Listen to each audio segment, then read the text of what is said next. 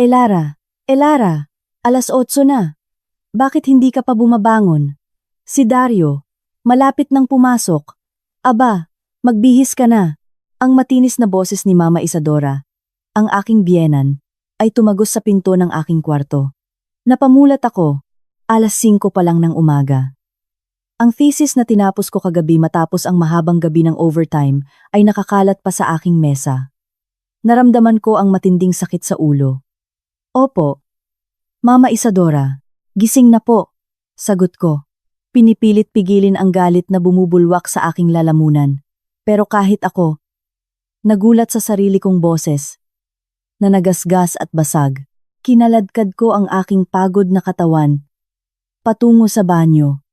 Paglabas ko, si Mama Isadora, tuwid na nakaupo sa hapagkainan. Nasa harap niya ang pamilyar na pink tupper. Sa kanyang edad na 70, nanatili siyang tuwid ang likod, at maayos ang pagkakatali ng kanyang puting buhok.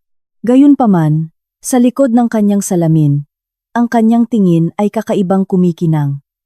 Naghanda ako ng almusal, mula pa alas 3 ng madaling araw. Alam kong pagod ka sa trabaho. Kaya kailangan mong kumain ng mabuti, sabi niya. Inayos ang salamin, at ngumiti ng hindi maintindihan. Sa simpleng pagkakita sa pink tupper, naramdaman ko ang pagduduwal. Sa loob ng 3 taon ng aking kasal, araw-araw akong pinaghahandaan ng aking biyena ng almusal. Ang menu ay nagbabago araw-araw, ngunit palaging may halong kakaibang amoy ng mga halaman. Palaging sinasabi ni Dario, ang aking asawa, na ang pamilya ng kanyang ina ay mga manggagamot at mahilig maghanda ng mga nakapagpapagaling na pagkain. Ngunit may isang bagay na bumabagabag sa akin. Salamat Mama Isadora, sabi ko. Pilit na ngumingiti habang isinusuksok ang lalagyan sa aking bag. Nang hawakan ko ang pink tupper, naramdaman ko ang tingin ng aking biyenan na nakadikit sa aking kamay na parang sapot ng gagamba. Siguraduhin mong uubusin mo iyan. Opo, ang kanyang boses, biglang lumambot, ay nagdulot sa akin ng panginginig. Paano mo ako bibigyan ng apo na magpapatuloy sa lahi ng mga Fuentes kung ikaw ay payat at maputla? Mahigpit kong hinawakan ang kutsara, hanggang sa pumuti ang aking mga buko ng daliri. Ito na naman, matapos kong sabihin ng malinaw sa kanya, 1 taon na ang nakalipas na hindi ko planong magkaanak sa ngayon, tiningnan ako ng aking biyenan ng may paghamak. At si Dario? Tanong ko, hinahalo ang walang lasa na sopas. Umalis siya para sa business trip. Kagabi pa? Bumuntong hininga siya. Ang anak ko ay walang tigil sa pagtatrabaho. Ikaw? Laging may dahilan ng overtime. Sino ang nakakaalam kung totoo o hindi? Kumabog ang aking puso. Ito na ang pangatlong business trip niya ngayong buwan. Gayunpaman, nakita ko kamakailan ang isang larawan sa social media ni Dario kung saan may kamay ng babae na may pulang-pulang kuko na nakapatong sa kanyang balikat. Nang tanungin ko kung sino iyon, sinabi lang niya na isang kliyente. Halos 2 kutsara lang ng sopas ang natikman ko. Kinuha ko ang aking bag at umalis ako ng bahay na parang tumatakas. Nang isara ko ang pinto, parang narinig ko ang aking biyenan na humuhuni ng kakaibang masayang melodiya. Sa tanghalian, tinitigan ko ang pink tupper sa aking mesa. Isang kaldereta ng baboy na may mamantika na kinang at mga gulay na may abnormal na kulay berde. Nang isubo ko ang isang piraso, ang pamilyar na mapait na lasa ang bumalot sa akin. Tumakbo ako sa banyo at isinuka ko ang lahat. Mukhang ang love lunch ng biyenan mo ay hindi rin maganda sa iyo ngayon, sabi ng kasamahan kong si Clara. Nakasandal sa pinto ng banyo nang may pagkasarkastiko. Hindi kasi maganda ang pakiramdam ng tiyan ko. Pinunasan ko ang aking bibig, pilit na ngumingiti. Seryoso? Elara, ang biyenan mo ay kahanga-hanga. Araw-araw na pinaghahandaan ang manugang ng tanghalian. Sa loob ng 3 taon nang walang liban. Kumindat si Clara at nagpatuloy. By the way, may mga usap-usapan tungkol sa asawa mo kamakailan. Anong usap-usapan? Bigla akong nagtaas ng ulo. Kinilos ni Clara ang kanyang bibig na parang sinasarhan ng zipper.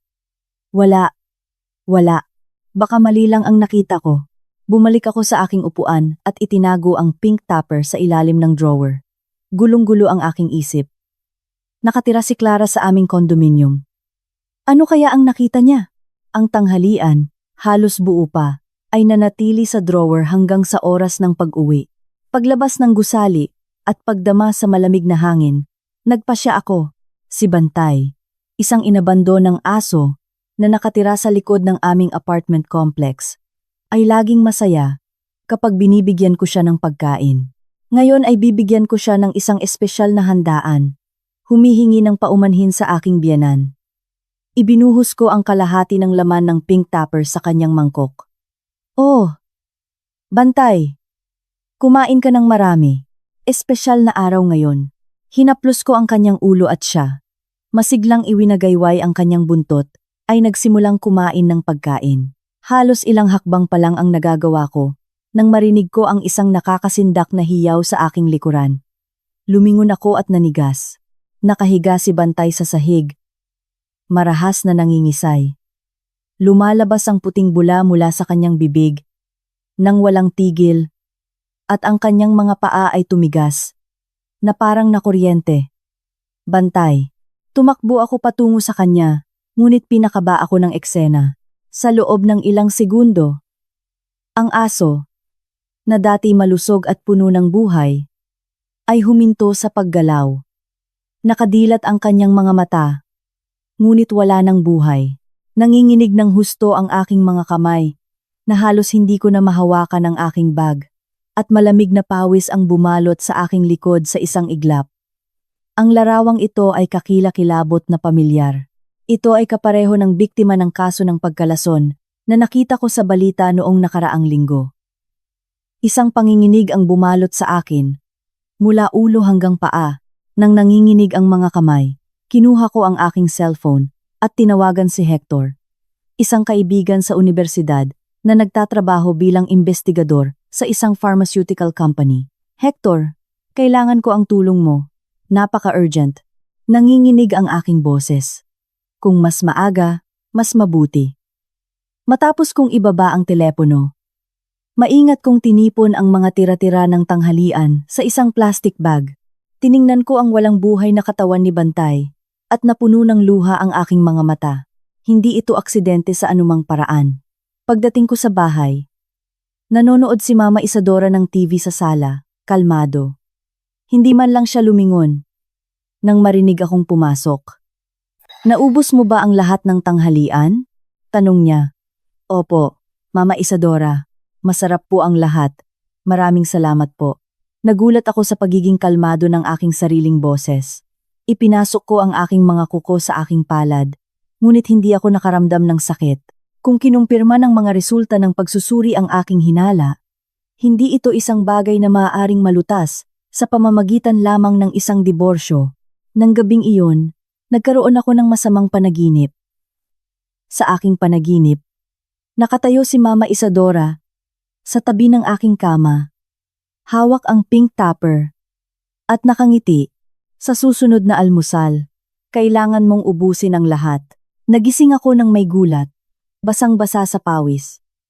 Walang laman ang tabi ni Dario sa kama. Nagdamag na naman siyang wala.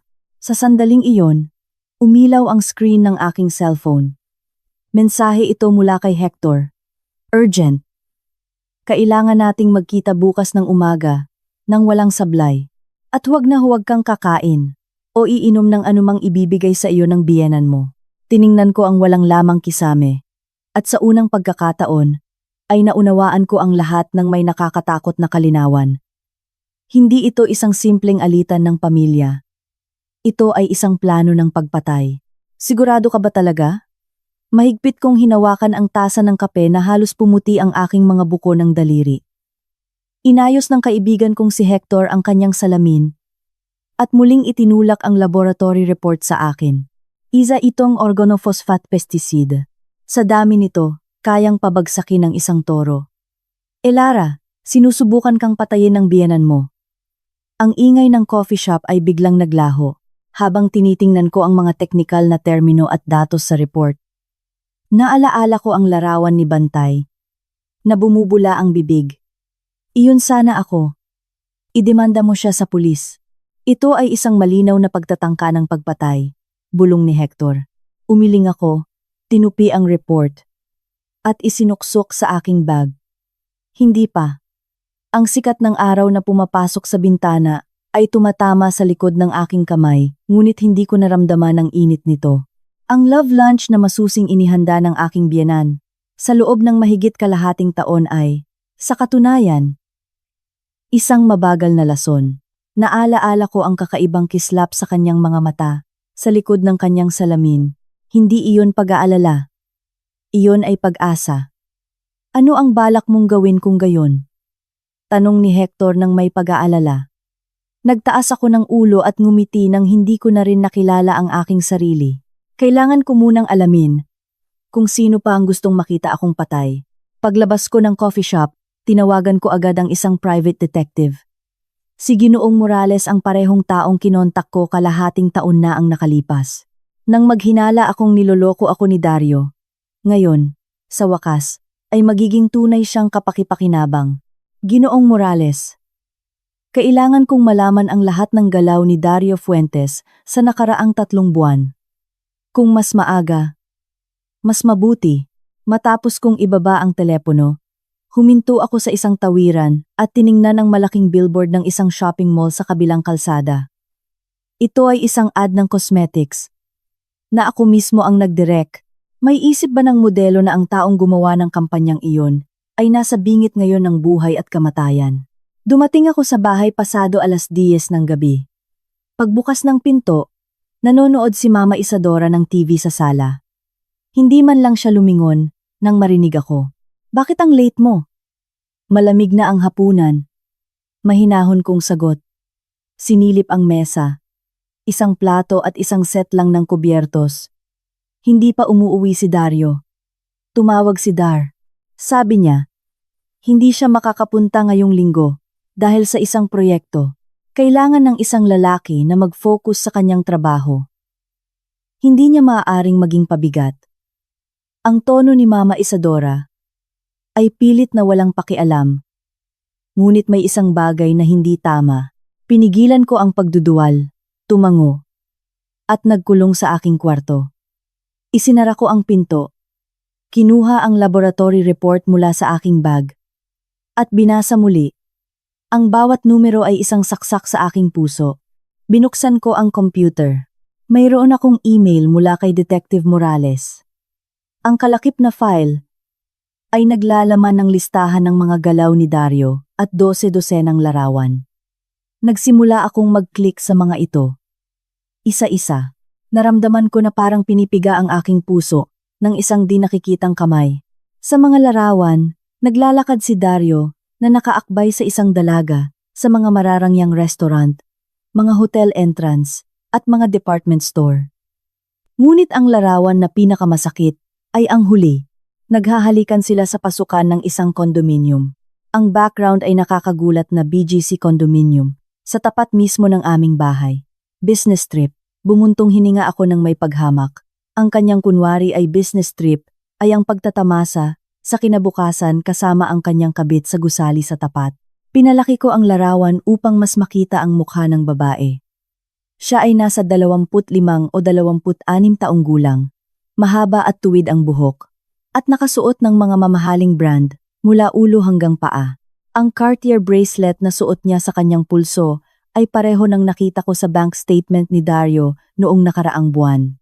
Sa huling pahina ay ang ulat ng detective. Valeria Soler, 28 taong gulang. Nag-iisang anak ng presidente ng Synergia Group. May relasyon kay Dario Fuentes sa loob ng hindi bababa sa 8 buwan. Madalas silang magkasama sa business trips ni Dario. Pagkatapos, huminto ang aking cursor sa isang linya. Ayon sa testimonya ng concierge ng gusali, madalas na bumibisita sa address ang ina ni Dario, si Isadora Gascon, at may napakalapit na relasyon kay Valeria Soler. Naramdaman ko na parang nanlamig ang aking dugo. Alam ito ni Mama Isadora, at hindi lang niya alam, kundi binibisita pa niya. Napakapit ako sa mesa, upang hindi matumba. Hindi ito simpleng pagtataksil. Ito ay isang metodikal na plano upang palitan ako. Nang nanginginig ang mga kamay, Binuksan ko ang huling kalakip na file. Ang bank transactions ni Dario. Sa nakaraang 6 na buwan, naglilipat siya ng 150,000 buwan-buwan sa isang account sa ilalim ng kolaborasyon sa proyekto. Ang may-ari ng account na iyon ay, siyempre, si Valeria Soler. Napaupo ako sa upuan. Mabilis na tumatakbo ang aking isip. Araw-araw akong nilalason ni Mama Isadora. Niloloko ako ng aking asawa sa ibang babae. At bukod pa rito, pareho silang gumagasta ng aming pera. Ang lahat ay tumuturo sa isang nag-iisa at kakilakilabot na conclusion. Gusto nila akong alisin sa mundong ito. Kinaumagahan ay Sabado. Maagang umalis si Mama Isadora. Sinasabing pupunta siya sa isang senior citizen center. Pagkaalis niya, pumasok ako sa kanyang kwarto. Ang kwarto ay malinis na malinis. Ang bawat bagay ay nasa lugar nito nang may saktong katumpakan. Nagsimula akong magsuot ng guwantes at maingat na inisa-isa ang kwarto. Ang mga drawer ay naglalaman ng maayos na nakatuping underwear. Ang aparador, mga damit na nakaayos ayon sa kulay. Pagkatapos, nang buhatin ko ang kutsyon, may nahulog na itim na kuwaderno. Binuksan ko ang unang pahina at pinigilan ang aking hininga. Diet record ni Elara. January 10, 2019. Habang binubuklat ko ang mga pahina, nakakita ako ng detalyadong mga tala kung paano ko kinain ang tanghalian bawat araw. March 12. Kumain ng kalahati. Sabi niya kakaiba ang lasa. Susunod, bawasan ang kapaitan. April 5. Inubos ang lahat ng walang epekto. May 20. Mukhang itinapon niya. Kailangang dagdagan ng dosis. Ang pinakabagong tala ay 3 araw na ang nakalipas. June 10. Kinain ng aso at namatay. Sa tingin ko, naghihinala siya.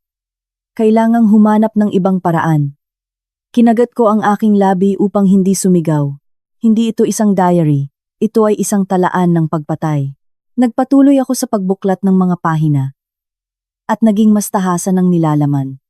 Napakahusay na babae si Valeria. Mula sa mabuting pamilya, maganda ang pinag-aralan. Malaking tulong sa negosyo ni Dario. At si Elara ay sumasakop lang ng espasyo. Ayaw magkaanak at laging nagrereklamo tungkol sa trabaho. Ngayon nakita ko si Valeria. Binigyan niya si Dario ng relo na nagkakahalaga ng mahigit 1,000,000. Oo, ito ang may klase. Sinabi sa akin ni Dario na ipinangako ng ama ni Valeria ang posisyon ng vice-presidente ng Synergia Group kapag nag-divorce na siya. Napakamanhid nito. Nang nanginginig ang aking mga kamay na halos hindi ko na mahawakan ang kwaderno. Iyon pala, gusto ni Dario na umakyat ang posisyon at gusto ni Mama Isadora ng isang mayamang manugang. Mabilis kong kinuhanan ng larawan ang lahat ng pahina gamit ang aking cellphone at ibinalik ang kwaderno sa lugar nito. Nang palabas na ako ng kwarto, nakita ko ang isang bote ng gamot sa bedside table. Kinuha ko iyon. Pralidoxim. Ang partikular na antidote para sa organophosphate pesticide poisoning. Anong considerate, naisip ko, na may malamig na ngiti. Handa pa ang antidote. Kinuhanan ko rin ng larawan ang bote. Bumalik ako sa aking kwarto at umupo sa kama. Mabilis na tumatakbo ang aking isip. Ang pagdemanda sa kanila sa pulisya ang pinakamadaling solusyon. Ang diborsyo ang gusto nila. Ipaparamdam ko sa kanila ang kanilang mga kasalanan, ngunit hindi pa. Sa sandaling iyon, tumunog ang telepono. Si Clara, ang aking kasamahan. Elara, pasensya na sa abala ngayong weekend. May bigla ang meeting sa isang kliyente. Makakapunta ka ba? Galing sila sa Synergia Group. Sabi nila, ang anak mismo ang pupunta. Wow! Paano mo nalaman? Oo, siya. Sabi nila, kararating lang niya mula sa ibang bansa at nagsisimula ng magsanay sa pamamahala ng kumpanya. Ipinasok ko ang aking mga kuko sa aking palad. Pupunta ako ngayon din. Sa meeting room ng kumpanya, nakita ko si Valeria, ng personal sa unang pagkakataon. Mas nakakasilaw siya kaysa sa mga larawan. Napupuno ng mga mamahaling brand. Ang bawat kilos ay nagpapakita ng tipikal na pagmamataas ng mga mayamang babae. Pagkakita sa akin na pumasok, itinaas niya ang isang kilay. Ito si Elara, ang creative director ng aming team. Ipinakilala ako ni Clara. Nagbago ang tingin ni Valeria sa isang iglap. Mabilis siyang nakabawi, ngunit hindi nakaligtas sa akin ang kanyang panandaliang pagkabigla at pagkalito. Marami na akong narinig tungkol sa iyo. Sabi niya, iniabot ang kanyang kamay, kumislap ang Cartier bracelet. Sa halip na makipagkamay, tinitigan ko ang bracelet at sinabi, ito ang bagong modelo, di ba? Siguradong napakamahal nito. Sa isang iglap, instinct niya na binawi ang kanyang kamay. Regalo ito mula sa isang kaibigan. Boyfriend mo? Tanong ko nang nakangiti. Nakita kong lumaki ang kanyang mga pupil. Nagpatuloy ang meeting ng walang problema. Maliban sa mga mapanuri na tingin, na ibinato ni Valeria sa akin. Pagkatapos, pinigilan ako ni Clara. Anong nangyayari sa iyo ngayon? Masyado kang agresibo sa kliyente. Iyon ang kabit ng asawa ko. Kalmado kong sinabi. Nanlaki ang mga mata ni Clara. Ano? Sandali lang. Kung gayon, ang babaeng iyon ay... Tumango ako. Ang sinasabi mo noon, at hindi mo tinapos. Nakita mo siya. Kinagat ni Clara ang kanyang labi.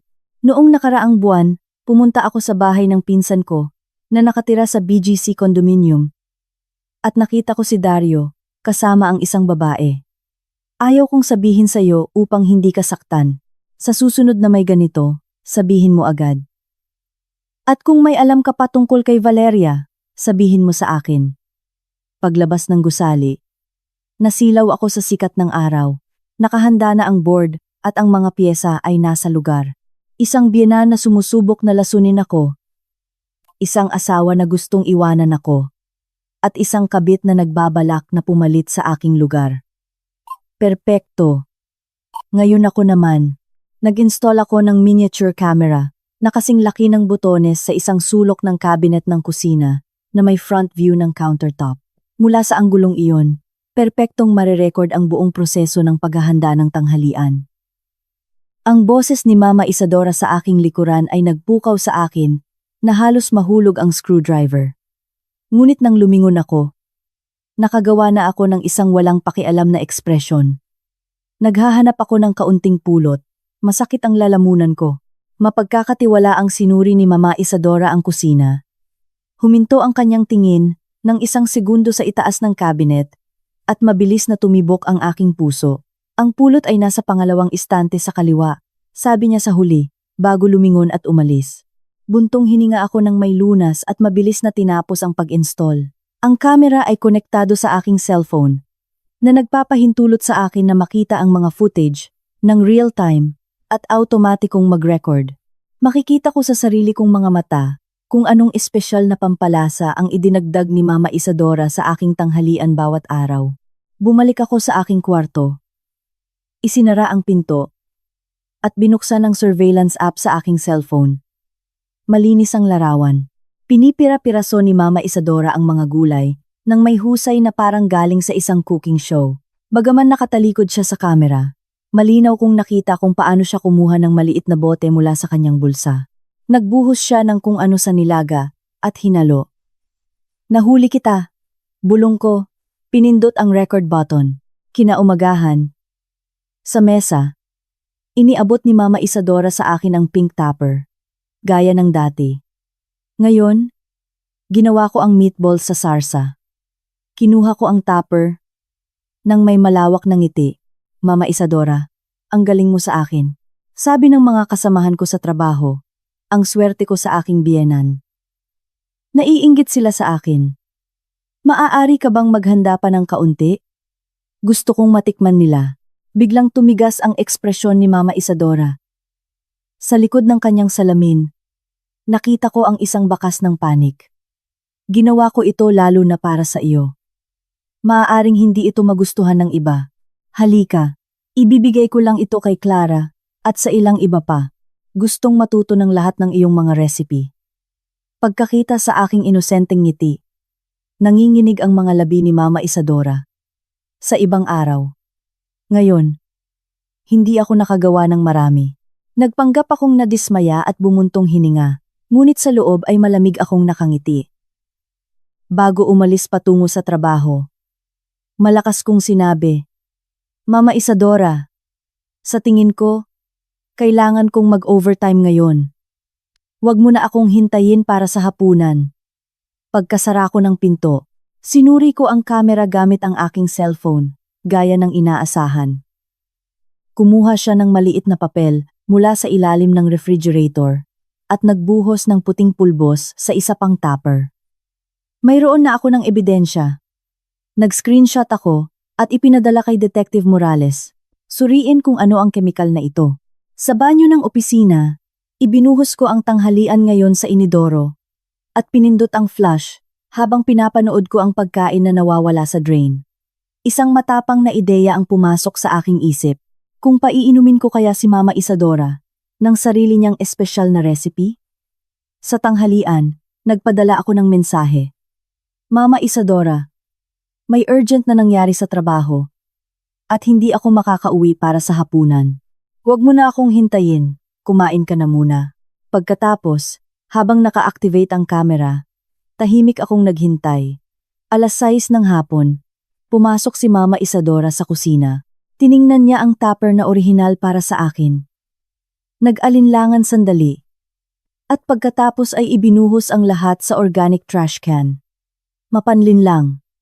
Kinagat ko ang aking labi, hindi siya madaling mahuhuli. Kinaumagahan, mas maaga akong bumangon kaysa sa dati. At bago pa man magising si Mama Isadora, ipinagpalit ko ang 2 tupper. Isang kaldero at merluza sa green sauce.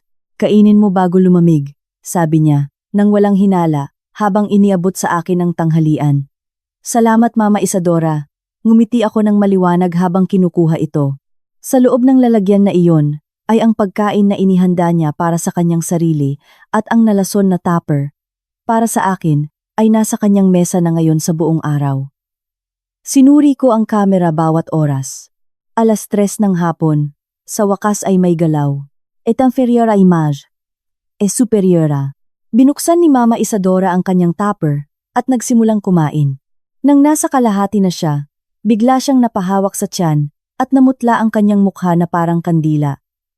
Pinigilan ko ang aking hininga habang pinapanood ko siyang nanginginig at tumakbo patungo sa banyo. Ilang minuto pagkatapos ay lumabas siya na pagod. Kumuha ng bote ng pralidoxime mula sa isang drawer at nilunok ang 2 tableta. Kung ano ang itinanim, siya ang aanihin. Ngumiti ako ng malamig, ngunit sa parehong oras ay nakaramdam ako ng panginginig. Kung kinain ko talaga ang tanghalian na iyon sa araw na iyon, ano kaya ang nangyari sa akin? Ito ay isang organophosphate insecticide. Ang ginagamit ng biyenan mo ay isang modified version. Mas mababa ang lason, ngunit mas mahirap matukoy. Sa pangmatagalan, nagdudulot ito ng multi-organ failure na maaaring magmukhang natural na kamatayan. Ang boses ni Detective Morales ay mabigat sa kabilang linya ng telepono. Mahigpit kong hinawakan ang cellphone. Maaari bang malaman kung saan niya nakuha iyon? Ito ay isang experimental chemical na tanging ang mga empleyado lamang ng pharmaceutical company ang may access. Lumalabas na ang biyenan mo ay may pinsan na head ng development sa isang pharmaceutical company. Yun pala, isang krimen ng pamilya. Pinasalamatan ko ang detective at tinawagan ang aking abogado. Lara, sa mga ebidensya na ibinigay mo sa akin, ito ay isang malinaw na pagtatangka ng pagpatay, sabi ng abogado. Inayos ang kanyang salamin. Ngunit kung idedemanda natin siya sa pulisya ngayon, maaaring sirain nila ang mga ebidensya. Mas mabuting mangalap ka pa ng mas maraming ebidensya habang pinoprotektahan ang iyong sarili. At paano ang ari-arian? Tanong ko. Ang pinakakinababahala ko, ang kondominium na binili nila pagkatapos ng kasal ay community property. Ngunit nag-alinlangan ang abogado.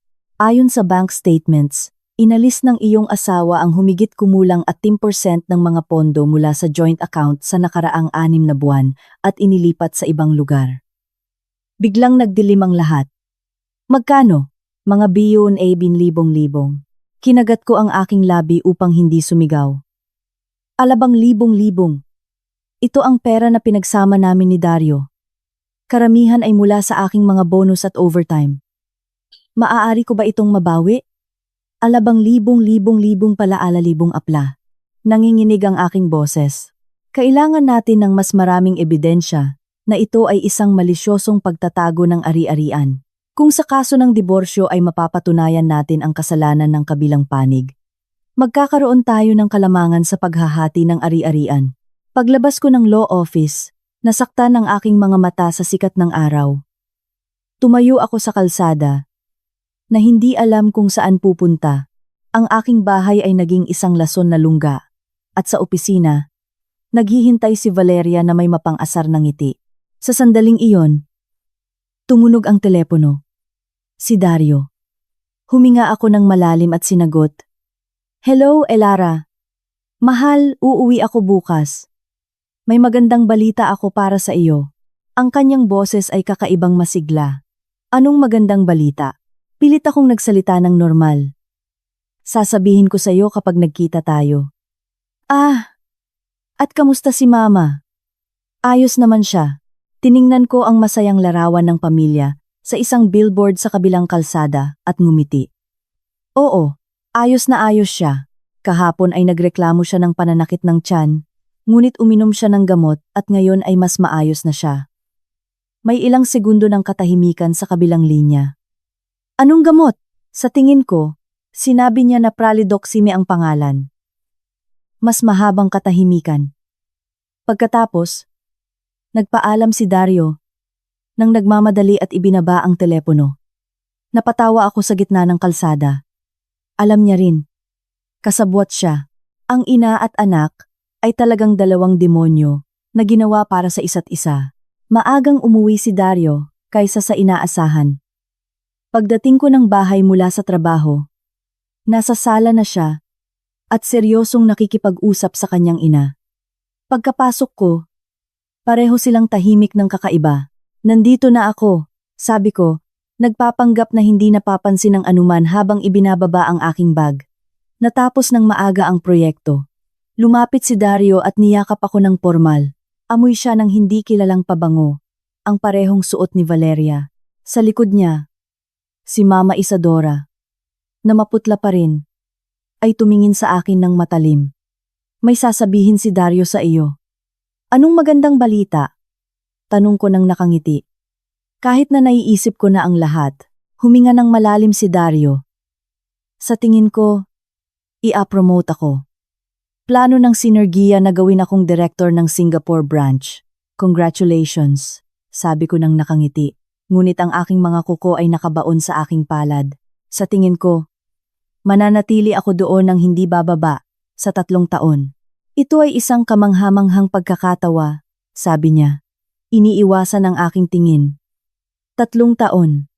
Sapat na panahon upang mamatay ako sa isang aksidente at makapagpakasal muli siya. Tiningnan ko si Mama Isadora. Isang bahagyang ngiti ang nabuo sa kanyang labi. Masaya ako, sabi ko. Kahit ako, nagulat sa sarili kong boses na kakaibang tunog. Sa susunod na buwan. Maraming dapat ihanda. Mukhang gumaan ang pakiramdam ni Dario sa aking hindi inaasahang kalmado na reaksyon. Sige, huwag kang mag-alala sa anuman. Ako na ang bahala sa bahay. Sa hapunan, nilagyan ko ng sopas si Mama Isadora.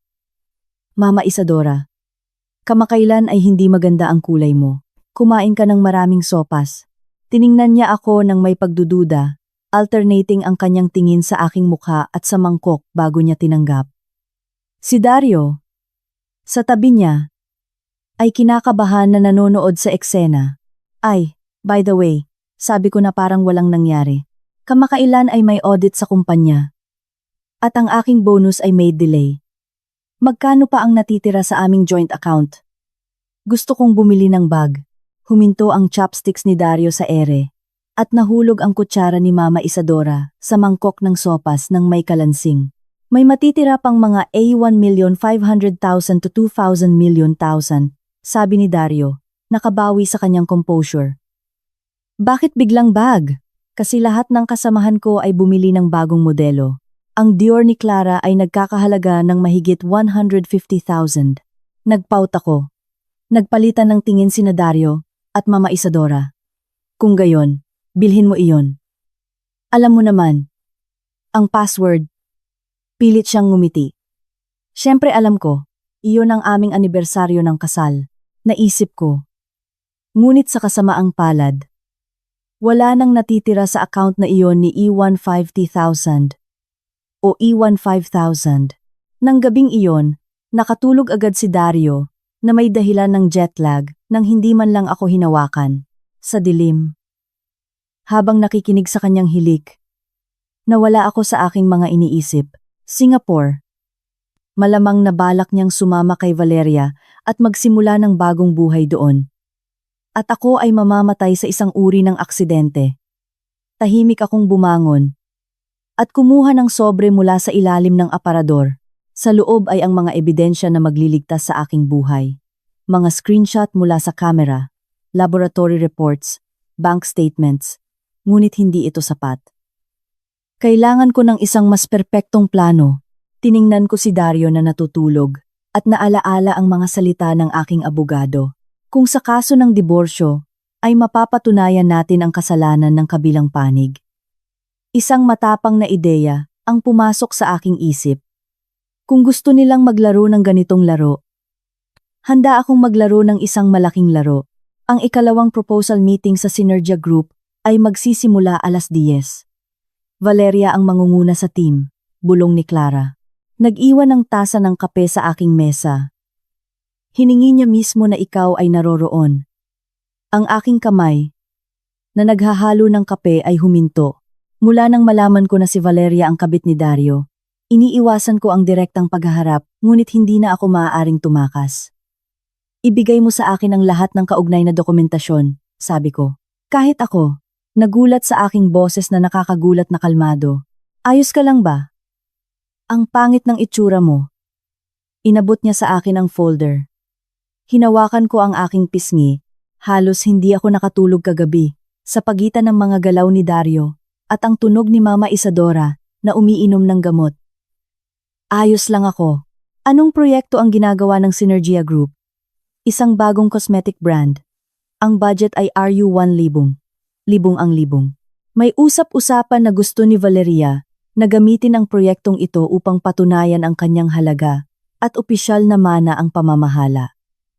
Ngumiti ako ng may paghamak, magnakaw ng aking proyekto gamit ang pera ng aking asawa upang sa ganoong merito ay kunin ng aking asawa. Ang sitwasyon ay isang sublime na kabalintunaan. Pagkapasok ko sa meeting room, inihahanda ni Valeria ang kanyang presentasyon sa harap ng projector. Nakasuot siya ng beige suit na nagbibigay sa kanya ng napaka-eleganteng hitsura. Kumislap ang Cartier bracelet sa kanyang pulso sa ilalim ng ilaw. Director Elara, nandito na, sabi niya na may business smile, ngunit malamig ang kanyang tingin. Tumango ako at umupo sa pinakamalayong upuan mula sa kanya. Nang magsimula ang meeting, ipinaliwanag ni Valeria ang kanyang pananaw para sa bagong brand nang walang pag-aalangan. Paminsan-minsan ay naghahalo siya ng mga salitang Ingles na medyo pretensyoso. Gusto naming bumuo ng isang high-end, modern, at natatanging brand image. Sabi niya, ipinapalinga ang kanyang tingin sa paligid ng silid at panandali ang itinatama sa akin. Ang aming target market ay mga urban elite na kababaihan sa pagitan ng 25 at 12 taong gulang. Nagpanggap akong kumukuha ng tala, ibinaba ang aking ulo. Sa totoo lang, gumuguhit ako ng 3 bilog. Isang nakagawian ko upang ayusin ang aking mga ideya. Ang proposal ni Valeria ay maganda, ngunit walang laman, batay sa mga kastilyo sa hangin sa halip na sa market research.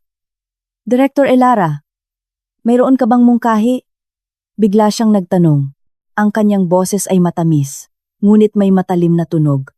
Lahat ng tingin ay nakatuon sa akin. Dahan-dahan kong isinara ang kuwaderno at ngumiti ng propesyonal. Napaka-creative ng pananaw ni Miss Soler. Ngunit, huminto ako ng sadya. Bahagyang kumunot ang noo ni Valeria. Ayon sa aming pinakabagong market research, Ang mga kababaihan sa pagitan ng 25 at 35 taong gulang ay mas interesado sa kaligtasan ng mga sangkap at efficacy ng produkto kaysa sa packaging o konsepto. Binuksan ko ang tablet at ipinroject ang data sa screen. Ito ang data mula noong nakaraang buwan. Sa mga factor sa pagpapasya sa pagbili, ang kaligtasan at efficacy ay kumakatawan sa 45% at 39% ayon sa pagkakabanggit, habang ang packaging ay 14% lamang. Naging tahimik sa silid, naging yelo ang ngiti ni Valeria sa kanyang mukha. Bukod pa rito, nagpatuloy ako ng may kalmado na boses. Ang uniqueness na binabanggit ni Miss Soler ay sumasalungat sa tradisyonal at konserbatibong imahe ng Synergia Group.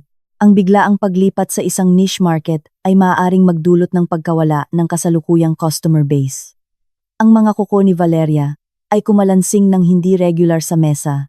Napansin ko ang singsing na suot niya sa kanyang kaliwang singsing na daliri. Hindi ito singsing sa kasal, ngunit napaka-ambiguous ng lokasyon. Director Elara, profesional ka ba? Sabi niya nang may pilit na ngiti. Ngunit ang innovation ay laging may kaakibat na panganib, hindi ba? Ang matalinong innovation ay batay sa data, ngunit ang bulag na panganib ay humahantong lamang sa pagkabigo. Sabi ko, tinitigan siya ng diretso sa mata. Naging malamig ang kapaligiran sa silid. Siniko ako ni Clara sa paa sa ilalim ng mesa. Doon ko napagtanto na masyado akong naging matalim. Siyempre, ito ay isang paunang proposal lamang. Maaari kaming magbigay sa iyo ng mas detalyadong market analysis. Nagmadali akong kalmahin ang sitwasyon. Tumango si Valeria at mabilis na nagbago ng paksa. Pagkatapos ng meeting ay tinawag niya ako. Director Elara, maaari ba tayong mag-usap ng sandali ng mag-isa? Pumasok kami sa isang maliit na walang laman na meeting room. Pagkasara ng pinto, nawala ang kanyang business smile. Alam ko kung sino ka. Ang asawa ni Dario. Sabi niya ng diretsahan. Sumandal ako sa mesa. Ipinag-cross ang aking mga braso. At bumawi. Alam ko rin kung sino ka. Ang kabit na sumisira ng mga pamilya. Agad na namula ang mukha ni Valeria. Kumalansing ang Cartier bracelet sa kanyang biglaang galaw. Mahal namin ang isa't isa. Tapos na ang iyo kay Dario. Pag-ibig. Bumuntong hininga ako. Ang pag-ibig ay pinipilit kayong magkita ng patago. Ang pag-ibig ay nangangahulugang itatago niya sa iyo na may asawa na siya at kailangan pang ipangako ng iyong ama sa kanya ang posisyon ng vice-presidente. Kumunot ang kanyang mga pupil. Paano mo nalaman iyon? Marami pa akong nalalaman. Ang inyong kinabukasan sa BGC condominium. Ang relo na ay Juan Bisinong na ibinigay niya sa iyo. Sinilip ko ang kanyang bracelet at ang Cartier na iyon na binayaran niya mula sa aming joint account. Napatid si Valeria sa kanyang takong. Sinusuri mo ako. Profesional na pagsasanay. Kailangang masusing gawin ang market research. Ang kanyang ekspresyon ay mula sa pagkamangha tungo sa paghamak. At ano ang silbi ng pagsusuri? Mahal ako ni Dario. Malapit na siyang mag-divorce sa iyo at pupunta kami sa Singapore. Ang kanyang mga salita ay parang punyal sa aking puso. Ngunit pilit kong nagpanggap na walang pakialam. Tingnan natin. Paglabas ko ng silid, nang nanginginig ang aking mga kamay, na halos hindi ko na mahawakan ang folder. Bagaman sa pag-uusap ay mukhang ako ang nanalo. Kinumpirma ng mga salita ni Valeria. Ang aking hinala, talagang plano ni Dario na iwanan ako at pumunta sa Singapore. Sa sandaling iyon, nag-vibrate ang aking cellphone. Isang notification mula sa kamera sa bahay. Binuksan ko ang app at nakita ko si Mama Isadora sa kusina na naglalagay ng kung ano sa sopas. Nang palakihin ko ang larawan, lumabas ang pamilyar na bote ng gamot. Agad akong nag-screenshot at inilagay. Sa sandaling iyon, nakatanggap ako ng tawag. Si Dario. Ang aking mama ay naospital. Ang kanyang boses ay nag-aalala. Halika agad sa Makati Medical Center. Ang aking mama ay naospital. Halika agad sa hospital. Sa emergency room hallway, si Dario. Nagusot ang kamisa ay naglalakad pabalik-balik. Kinakabahan. Pagkakita sa akin, tumakbo siya sa akin at hinawakan ang aking braso. Anong demonyo ang ipinakain mo sa nanay ko? Inalis ko ang aking kamay, nagpapanggap na nagulat. Wala akong ginawa. Anong nangyari sa nanay mo? Food poisoning. Sabi ng doktor. Mukhang chemical poisoning. Tinakpan ko ang aking bibig. Nanlaki ang aking mga mata. Hindi ito teatro sa pagkakataong ito. Si Mama Isadora ay talagang nalason. Ngunit isang beses ko lang ipinagpalit ang mga tupper. At sa araw na iyon ay uminom siya ng antidote. Pupunta ako upang tingnan siya. Nang papunta ako sa emergency room, hinarang ako ni Dario. Kailangan niya ngayong magpahinga. Ikaw ang bahala sa mga papeles para sa admission. Ang kanyang tingin ay mailap. Tumango ako at pumunta sa administrative counter. Ngunit lumalaki ang pagdududa sa aking loob. Ang pag-uugali ni Dario ay napakakaiba. Isang halo ng galit at pagkakasalanan. Nagpanggap akong gumagawa ng mga papeles at palihim na pumasok sa opisina ng doktor. Ako po ang manugang ng pasyente, si Isadora Gascon. Maaari niyo po bang sabihin kung ano ang kalagayan niya? Inayos ng doktor ang kanyang salamin. Ito ay isang mild organophosphate poisoning. Sa kabutihang palad, wala siyang peligro sa buhay. Ang kakaiba ay may nakita kaming trace ng pralidoxim sa kanyang dugo. Ang antidote, mukhang nainom na niya dati. Bumilis ang tibok ng puso ko. At ano po ang karaniwang sanhi ng ganitong uri ng pagkalason? Pesticides o insecticides? Nagmamanage ba ng ganoong uri ng substance ang pasyente? Hindi po ako sigurado. Pero kamakailan po ay pinaghahandaan ako ng tanghalian ni Mama Isadora at medyo kakaiba ang lasa. Minsan po ay nahihilo ako at naduduwal. Pero akala ko po ay dahil lang sa stress, sabi ko. Ibinaba ang ulo, nang may malungkot na ekspresyon. Tiningnan ako ng doktor ng seryoso.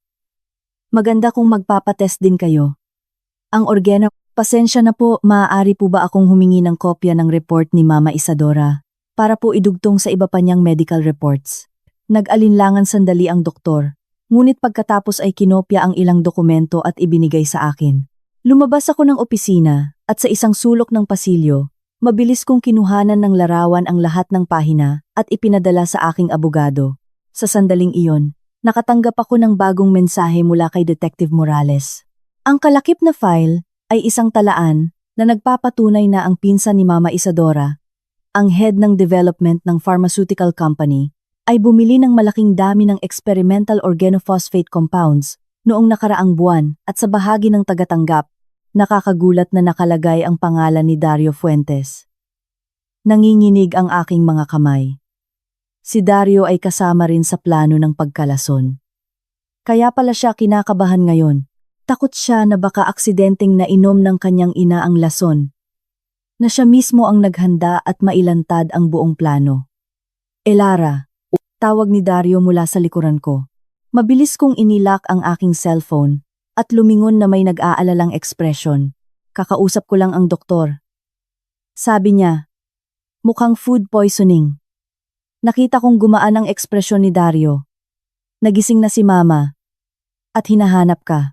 Si Mama Isadora, na nakahiga sa kama ng ospital, ay walang dugo ang mukha.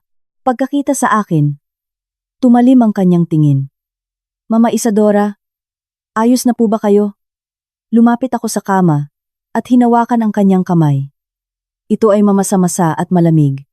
Tulad ng sa isang reptilya, hindi ako mamamatay. Sabi niya. Inalis ang aking kamay. Kumakain ka ba sa labas kamakailan? Binalewala ko ang kanyang mapanuring tanong at sumagot. May bagong salad shop na nagbukas malapit sa opisina. Napaka-healthy po. Huwag po kayong mag-alala at magpahinga na lang po kayo. Nagpalitan ng makahulugang tingin sina Mama Isadora at Dario. Huminga ng malalim si Dario. Sabi ng doktor, kailangan ng pahinga ng nanay ko. Ako rin ay masyadong abala kamakailan, kaya magbakasyon ka muna at alagaan siya. Pagkakita sa kanyang mapagkunwari na mukha, naramdaman ko ang pagkainggit na ibunyag ang lahat. Ngunit sa parehong oras ay naisip ko na ito ay isang gintong pagkakataon. upang mangalap ng mas maraming ebidensya. Siyempre, sa sobrang pag-aalaga niyo po sa akin, iyan lang po ang kaya kong gawin. Ang aking mabait na sagot ay tila nagdulot pa ng mas maraming hinala kay Mama Isadora. Nagmamadaling nagpaalam si Dario na may dahilan ng trabaho. Pagkaalis niya, umupo ako sa tabi ng kama ni Mama Isadora at nagsimulang magbalat ng mansanas.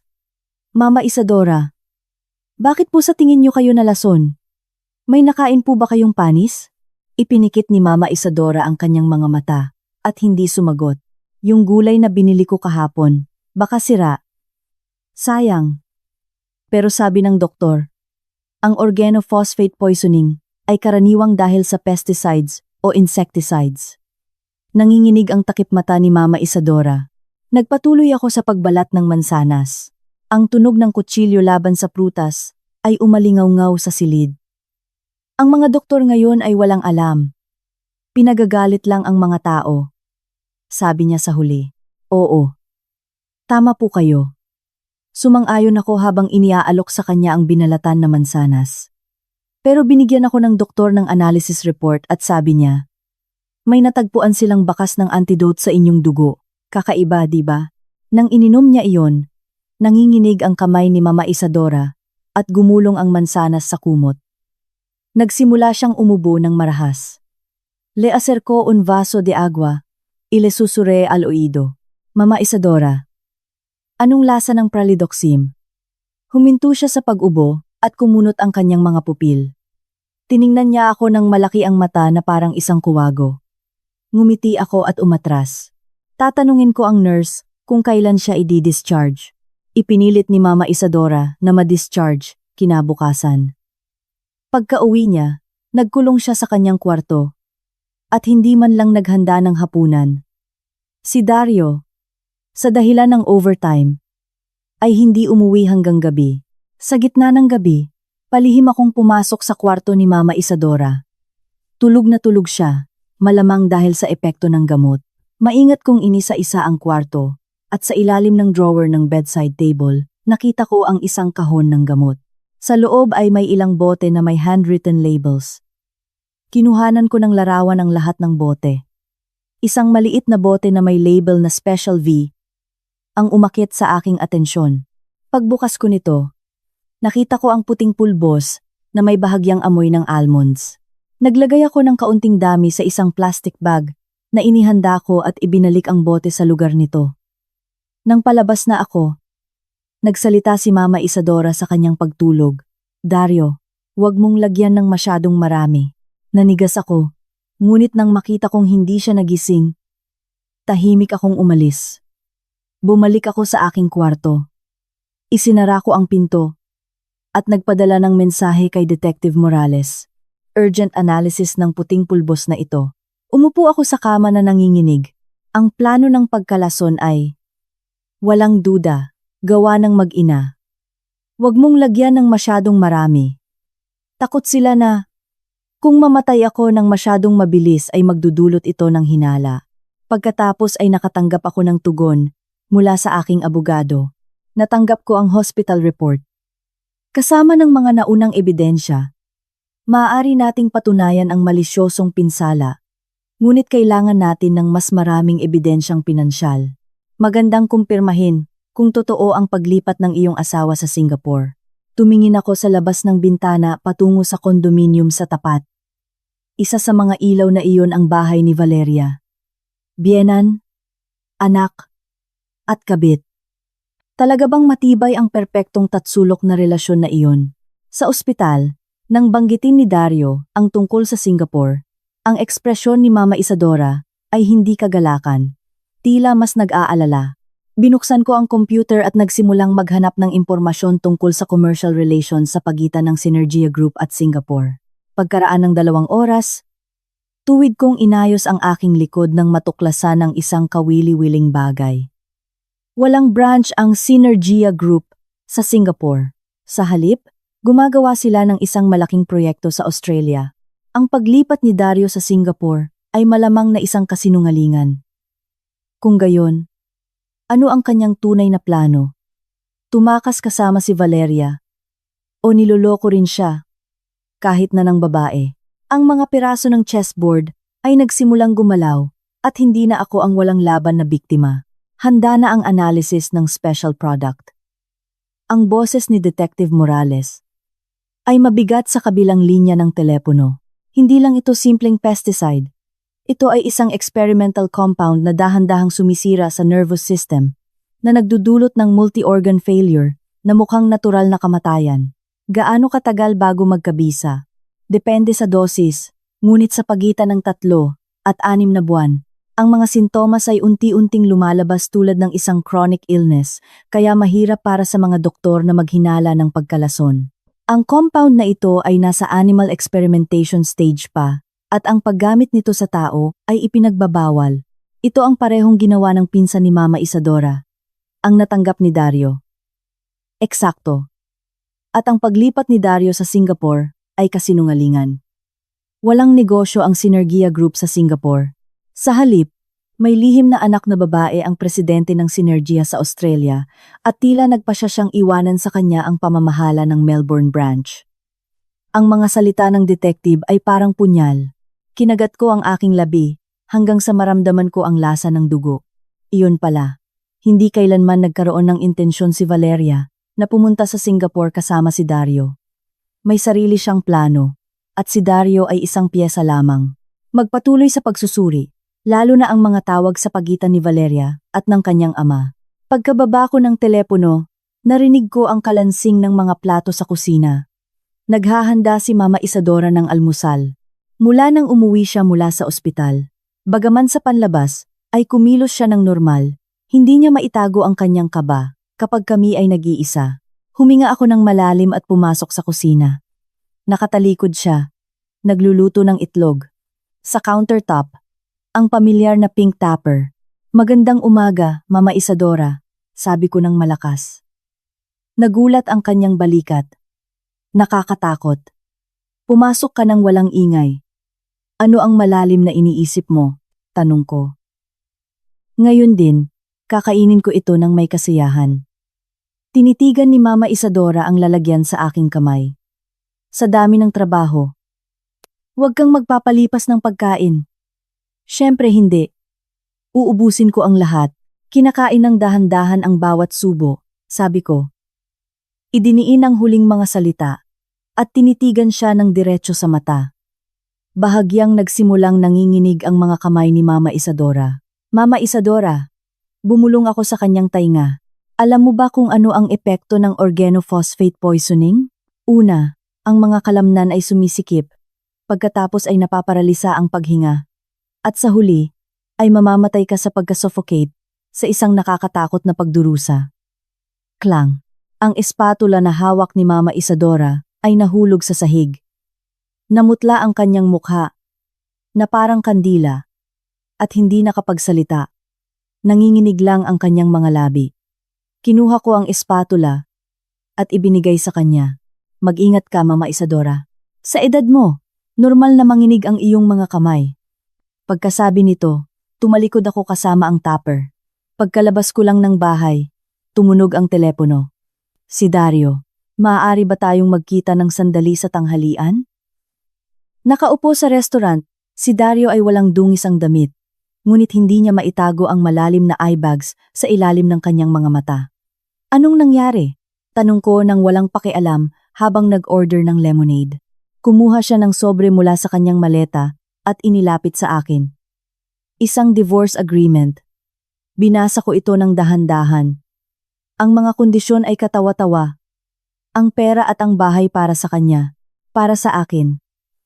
Isang lumang 5 taong kotse, at isang compensatory pension na 50,000. Seryoso ka ba? Tanong ko nang may kalmado na ikinagulat ko sa aking sarili. Isinasara ang dokumento. Iniiwasan ni Dario ang aking tingin.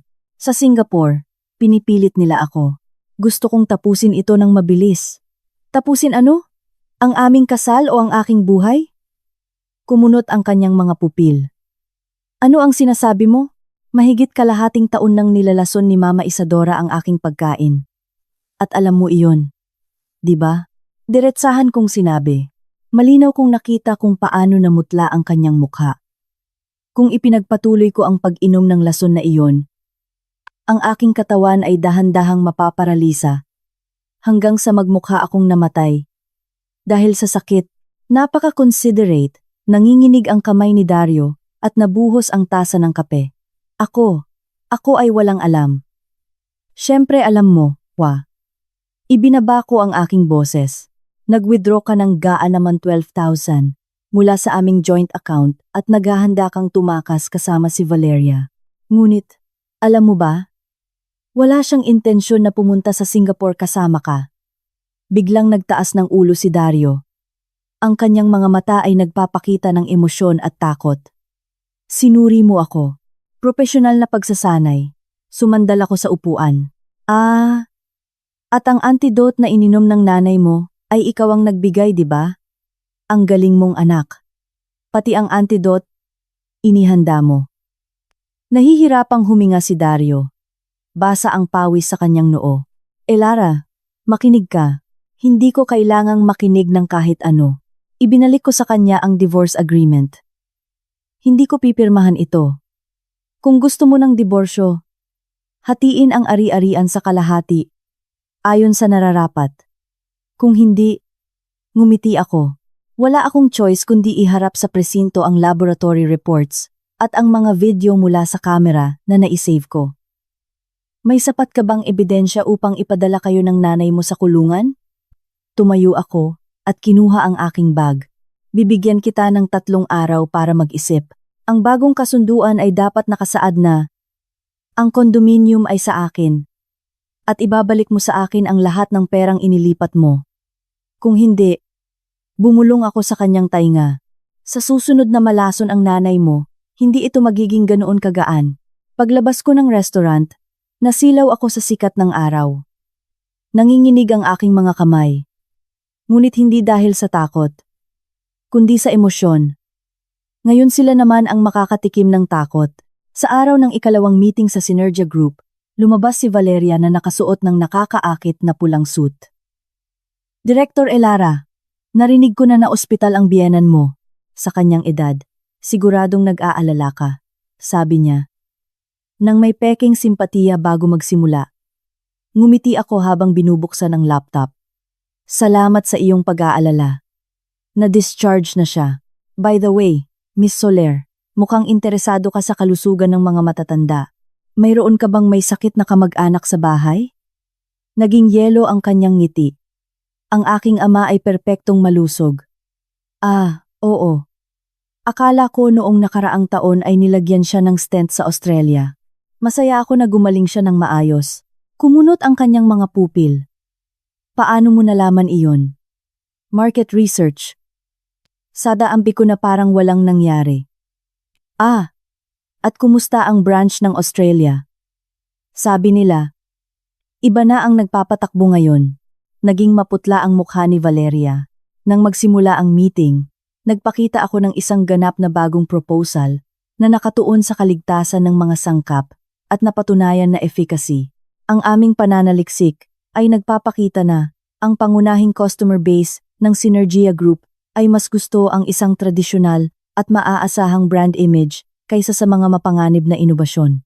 Gustong salungatin ni Valeria ako, ngunit ang data ay hindi mapag-aalinlanganan. Sa makatuwid, iminumungkahi namin ang paggamit ng suporta ng mga medikal na eksperto, lalo na ang isang tulad ni Dr. Smith, isang autoridad sa dermatology sa Australia. Tumahimik si Valeria, South Australia. Smith ay may mataas na prestihiyo sa rehiyon ng Asia Pacific. At huminto ako dahil ang Synergia Group ay naghahanda ng kanilang pagpasok sa merkado ng Australia. Ang kolaborasyong ito ay maaaring magdulot ng malaking synergies. Hindi ba?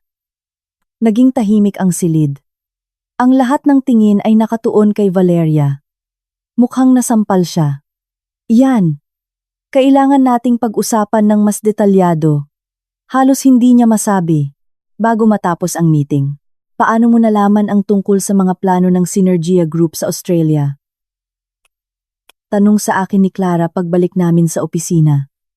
Isinara ko ang pinto. Binuksan ang computer. At ipinakita sa kanya ang ilang dokumento. Lihim na bumili ng isang maliit na kumpanya sa Australia, ang Synergia Group noong nakaraang buwan. Ito ang kanilang tulay upang makapasok sa merkado ng Oceania. Ang nakakatawa ay hindi si Valeria ang responsable sa proyekto, kundi ang lihim na anak na babae ng presidente. Nanlaki ang mga mata ni Clara. Hindi ako makapaniwala. Kaya pala siya kinakabahan.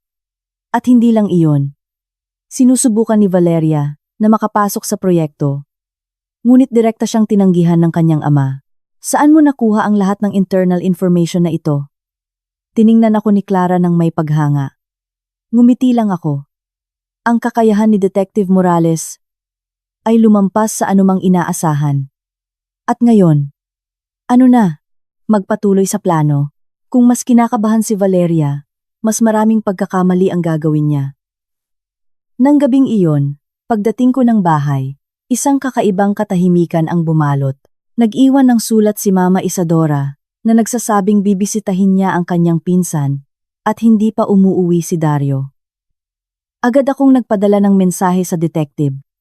Subaybayan si Isadora Gascon. Pumunta siya upang tingnan ang kanyang pinsan. Sa pharmaceutical company, sinuri ko muli ang kwarto ni Mama Isadora. Nawala ang kahon ng gamot, ngunit nandoon pa rin ang murder diary. Sa huling pahina, isang nakasulat na tala. Hindi mapagkakatiwalaan si Dario. Kailangang ihanda ang Plan B. Kinuhanan ko ng larawan ang pahina at ibinalik ang kuwaderno sa lugar nito. Pagkatapos ay nakita ko ang isang sobre na nakasilip sa ilalim ng kutsyon. Sa loob ay isang kamakailang larawan ni Dario at Valeria at isang kopya ng isang tseke na nagkakahalaga ng 70,000 na inisyu ng Synergia Group sa pangalan ni Dario. Isang suhol, kinuhanan ko rin ng larawan ang mga ebidensyang ito. Hindi lang ako pinagtaksilan ni Dario, kundi tinanggap din niya ang pera mula sa pamilya ni Valeria. Ang aking mga card ay lalong lumakas. Pagkatapos ay nakatanggap ako ng tawag mula sa detective. Si Isadora Gascon ay pumunta sa pharmaceutical company. Ngunit hindi niya nakilala ang kanyang pinsan, kundi isang lalaki. Sa larawan, isang middle-aged na lalaki na nakasuot ng puting laboratory coat ang nag-abot kay Mama Isadora ng isang maliit na bote. Ito ay kapareho ng nakita ko sa kanyang kwarto. Alamin kung sino ang lalaking ito. Pagkababa ko ng telepono, tumingin ako sa labas ng bintana. Lumalalim na ang gabi. Ano kaya ang plan B ni Mama Isadora? Isang mas matinding lason o isang mas matinding pamamaraan? Tumunog ang doorbell. Si Dario. Mas payat siya kaysa sa umaga at may dalang folder. Pasok. Nakapagpasya ka na ba? Tumango siya at iniabot sa akin ang folder. Ang perang kinuha ko ay ibabalik ko sa iyo ng paunti-unti. Sa ngayon, narito ang ere 2 milyon, 6 milyon diliong talin. Sa loob ng sobre ay isang bank card at isang bagong divorce agreement. Mas maganda ang mga kondisyon, ngunit hindi ito sapat. Hindi sapat. Gusto ko na ibalik mo sa akin ang lahat. Nang sabay-sabay. Wala akong ganoong kalaking pera ngayon. At ang lambi yun, at ang lamin-libing-libing na ibinigay sa iyo ng ama ni Valeria. Naging paralisa si Dario, na parang tinamaan ng kidlat. Paano?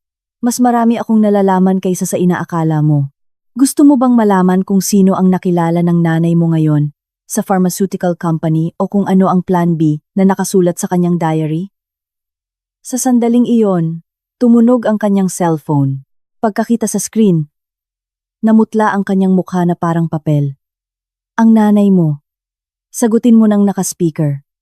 Nag-alinlangan siya sandali at pinindot ang call button. Dario, nasaan ka? Ang boses ng kanyang ina ay nagmamadali. Nandito. Sa bahay. Halika agad sa pharmaceutical company ng pinsan ko. Urgent.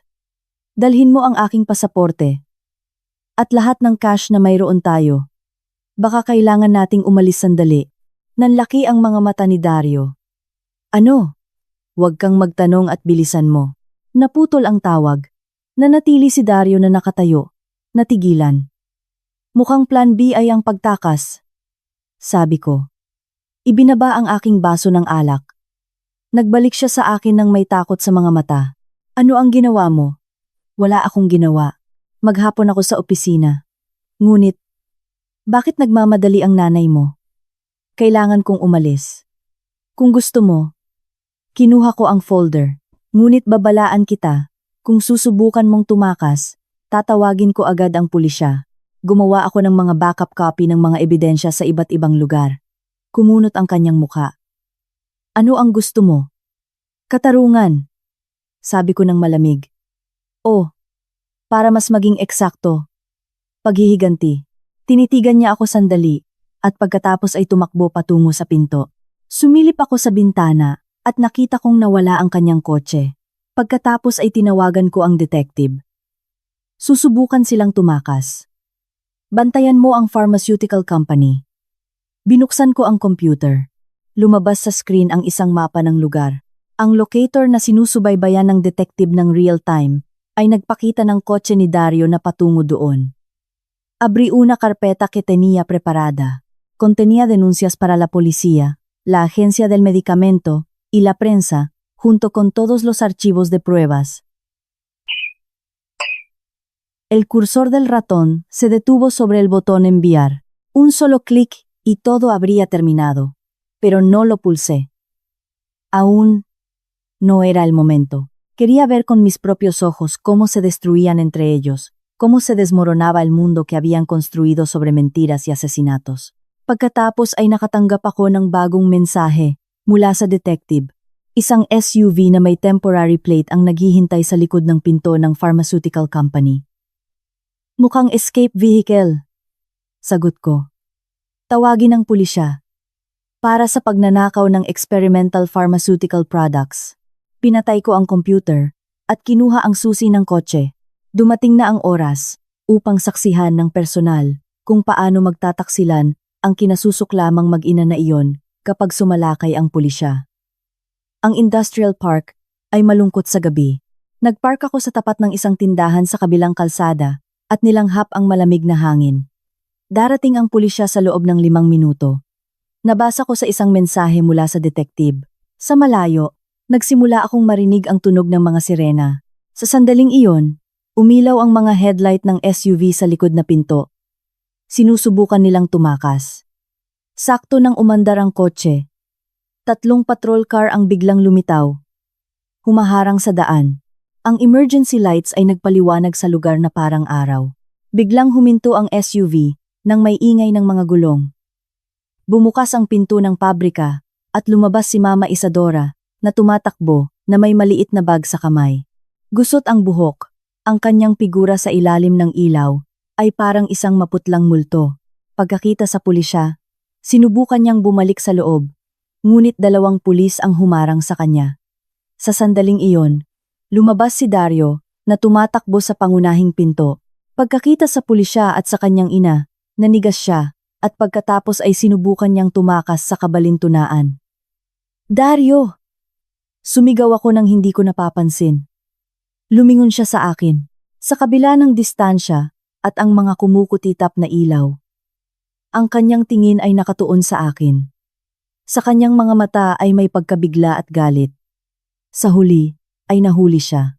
Habang nilalagyan siya ng posas, patuloy niyang itinuturo ang kanyang ina at sinisigawan ito. Si Mama Isadora, habang dinadala siya patungo sa patrol car, bigla siyang kumalas at sumugod kay Dario. Walang utang na loob! Lahat ito ay dahil sa iyo! Sigaw niya ng histerikal. Ako ang bumili ng lason. Ako ang nagplano ng lahat. Wala siyang kinalaman. Naging gulo ang mukha ni Dario. Kasinungalingan! Ideya mo iyan! Tumahimik ka! Sigaw ni Mama Isadora. Mga ginoong pulis! May ebidensya ako. Sa account ng aking anak ay may perang pumasok mula kay Valeria Soler. Nagpalitan ng tingin ang mga pulis at inilagay sila sa iba't ibang kotse. Sakto nang pumasok si Mama Isadora sa kotse. Nahulog ang kanyang bag. Isang bote ng kristal ang gumulong at nabasag sa semento. Ang isang walang kulay na likido ay kumalat sa lahat ng dako at ang ilang patak ay tumama sa ibabang bahagi ng kanyang pantalon. Bigla siyang nanlaki ang mata at sumigaw ng hindi mukhang tao. Ang binti ko! Hindi ko maramdaman ang binti ko! Naging gulo ang eksena. Ang antidote.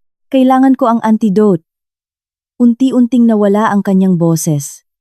Mula sa aking kotse, pinanood ko ang eksena nang may puting buko ng daliri sa paghawak sa manibela. Napaka-perpektong kabalintunaan. Si Mama Isadora ay naging biktima ng kanyang sariling lason. Ang karma ay laging dumarating sa huli. Kinuhanan ko ng larawan gamit ang aking cellphone kung paano tinipon ng pulisya ang mga basag na kristal sa isang ebidensya bag. Pagkatapos ay nakatanggap ako ng tawag mula sa isang hindi kilalang numero. Ginang Elara, ako po ang Chief Inspector ng Judicial Police, ang inyong asawa at biyenan. Maaari po ba kayong pumunta sa Makati Medical Center? Sa emergency room hallway, ipinaliwanag ng inspektor sa akin na kritikal ang kalagayan ni Mama Isadora at si Dario ay iniimbestigahan. Ang inyong asawa ay nagdeklara na alam niyo na ang mga gawa ni Mama Isadora. Tumango ako at iniabot sa kanya ang isang USB na inihanda ko. Narito ang lahat ng ebidensya na natipon ko sa nakalipas na 6 na buwan. Mga video mula sa kamera, laboratory reports, at isang recording ng pag-uusap sa pagitan ng aking asawa at Mama Isadora bago ang insidente ngayon. Bakit hindi niyo idinulog kaagad?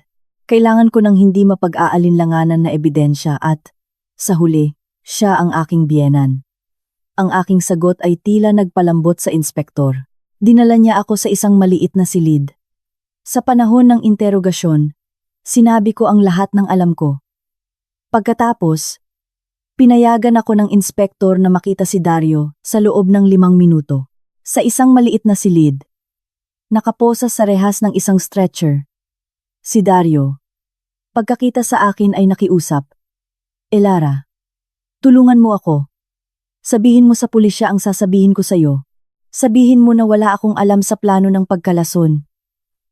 Ang lalaking minsan kong minahal hanggang kamatayan ay nagmamakaawa na ngayon na parang isang kaawa-awang aso.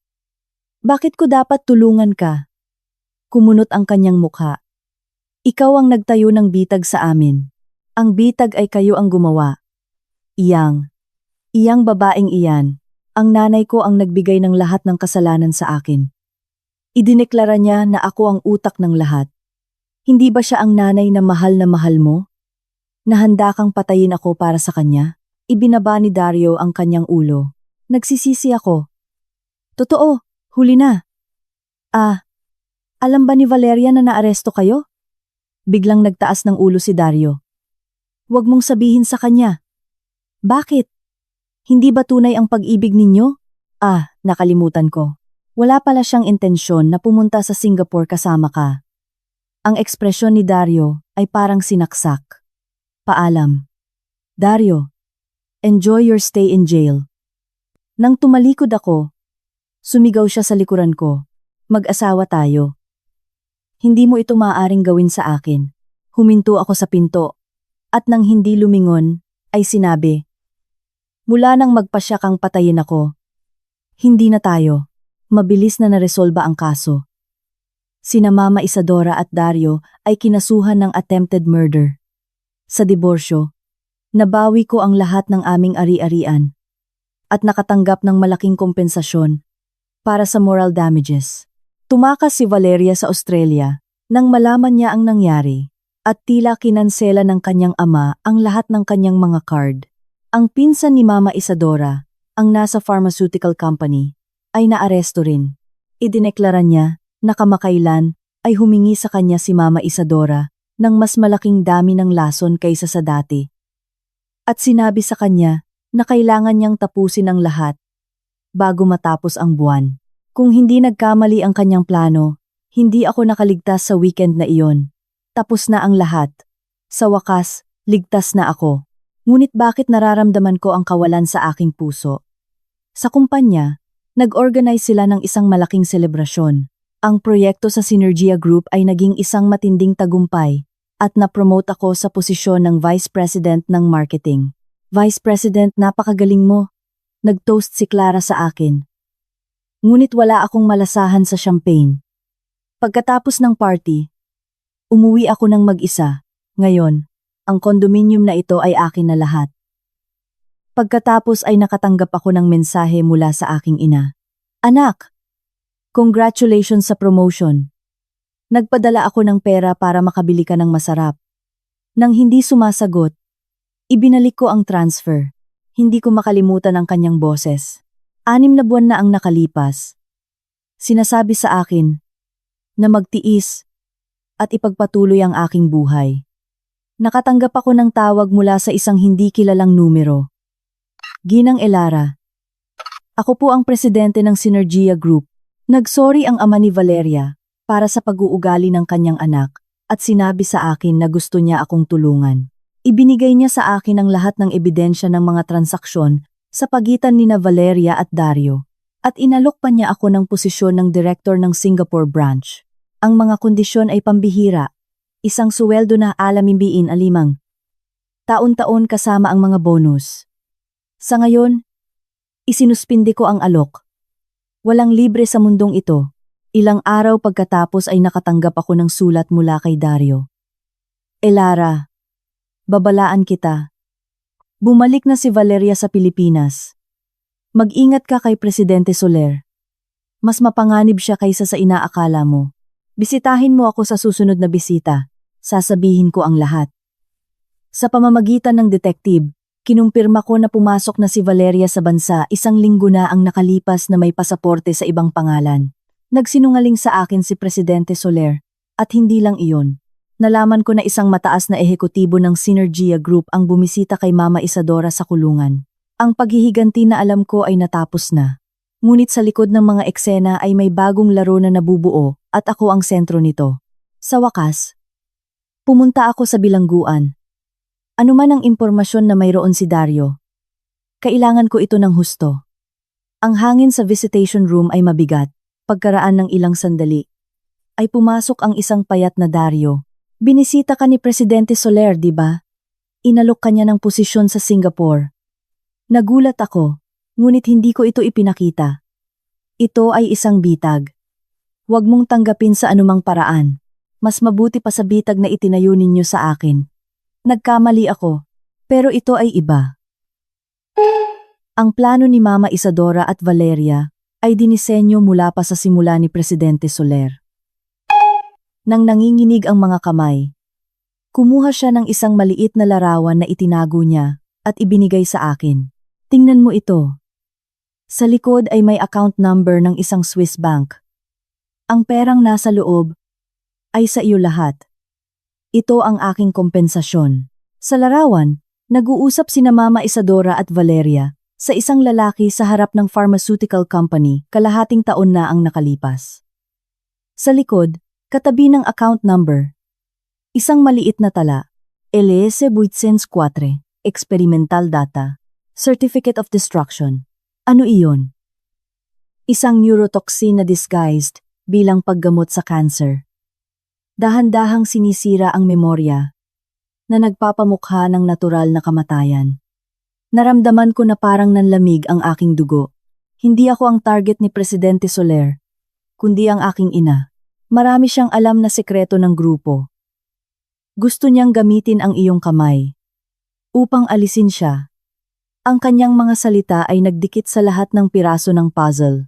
Ang plano ni Mama Isadora ay sa katunayan bahagi ng isang mas malaking bitag na inihanda ng presidente upang alisin siya. Ang account number na iyon ay din ang password ng safety deposit box ng nanay ko. Sa loob ay may mas maraming ebidensya, sabi niya. Hinawakan ang aking kamay sa huling pagkakataon. Elara, mag-ingat ka. Bumalik na si Valeria. Kinumpirma ng karagdagang pagsisiyasat ng detective ang lahat. Mayroon ngang LS804. Mayroon pang namatay sa clinical trials 3 taon na ang nakalipas. Ngunit itinago ito at si Mama Isadora ang medical consultant ng proyektong iyon. Nasa gitna ako ng isang malaking pagsasabuatan, ngunit hindi na ako natatakot. Ilang araw pagkatapos ay nakatanggap ako ng regalo mula kay Valeria. Isang diamond necklace na kapareho ng ibinigay sa akin ng kanyang ama. Ngunit ito ay may nakatagong mikropono. Ate, gusto mo ba ang regalo? kailangan nating pag-usapan ng tatay ko. Niyaya niya ako sa isang liblib na hasyenda. Inihanda ko ang lahat. Isang recorder, isang self-defense weapon, at ang real-time na suporta ng team ng detective. Sa hasyenda, naghihintay ang isang baliw na Valeria at si Presidente Soler. Pinapanood ang lahat. Binalak nilang turukan ako ng LS-804 upang burahin ang aking mga alaala at gawin akong kanilang papet. Ipinanganak ka na may genetic defect sa aming pamilya, isang injection, at makakalimutan mo ang lahat ng sakit. Magiging bagong tao ka. Sabi ni Valeria na lumalapit na may syringe at isang nakakabaliw na tawa. Sa sandaling iyon, ang mga mamamahayag at ang pulisya na aking inalertuhan ay sumalakay at sa likod nila ay ang aking ina. Presidente Soler, 28 taon na ang nakalipas. Ninakaw mo ang aking anak na babae. Ngayon, lahat ng iyong mga krimen ay malalantad. Ang aking ina ay naglaan ng mga dekada sa pagsusuri sa mga dumi ni Presidente Soler, inihahanda ang kanyang paghihiganti. Tapos na ang lahat. Sina Presidente Soler at Valeria ay inaresto at gumuho ang Synergia Group dahil sa iskandalo ng LS-804. Si Mama Isadora ay gugugulin ang nalalabing bahagi ng kanyang buhay sa infirmary ng bilangguan. At si Dario, matapos aminin ang lahat, ay nahatulan ng mahabang sentensya. Ako, na pinalaya mula sa anino ng mga Soler, ay itinatag ang aking sariling consultancy. Nagsimula akong tumulong sa ibang mga kumpanya bilang eksperto sa pagkilala sa mga bitag sa dilim kasama ang aking ina, upang mabawi ang 28 taong nawala. Tulad ng bawat linggo, isang maaraw na araw, nakatayo sa tabi ng bintana, tiningnan ko ang tanawin ng lungsod. Sa aking mesa, isang pangalawang sulat mula kay Dario. Hindi ko ito binuksan. Sa halip, nilagyan ko ng selyo ng return to sender at inihulog sa mailbox.